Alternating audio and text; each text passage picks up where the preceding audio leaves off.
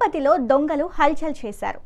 రేణిగుంట రోడ్డులోని భార్గవి ఆటోమొబైల్ షోరూంలోకి నలుగురు దుండగులు తెల్లవారుజామున మాస్కులు ధరించి ప్రవేశించారు. షోరూం లోపల ఉన్న సేల్స్ ఎగ్జిక్యూటివ్ బాలాజీపై దాడి చేశారు.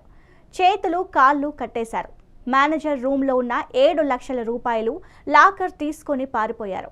ఆ తర్వాత అతి కష్టం మీద కట్లు విడిపించుకొని బాలాజీ జరిగిన ఘటనను పోలీసులకు తెలియజేశారు. పోలీసులు సీసీ ఫుటేజ్ ద్వారా దర్యాప్తు చేస్తున్నారు.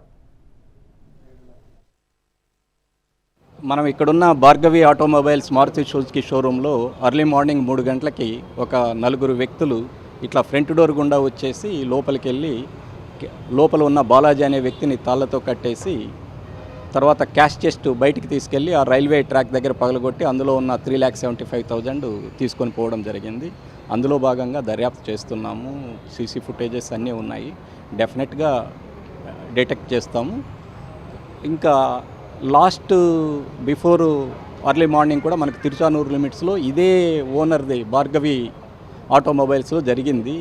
మేమైతే నైట్ అంతా తిరిగి ఈవెన్ ఇక్కడికి వచ్చి కూడా సెక్యూరిటీ వాళ్ళని మా ఎస్ఐ గారు 1 o'clock వచ్చారు, నేను 1:30కి వచ్చాను.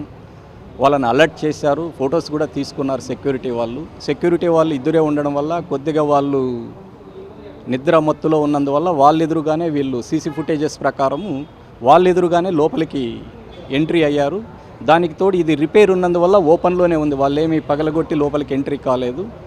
ఈ సెక్యూరిటీ యాంగిల్లో కూడా నాట్ ఓన్లీ భార్గవి ఆటోమొబైల్స్, మిగతా షోరూమ్స్, ఏటీఎంస్, తర్వాత డీజిల్ బంకులని కొద్దిగా సెక్యూరిటీ ఇంప్రూవైజ్ చేసుకొని ఇట్లాంటి ఇన్సిడెంట్ జరగకోకుండా చూసుకోవాలని ఈ మీడియా పరంగా వాళ్ళకి విజ్ఞప్తి.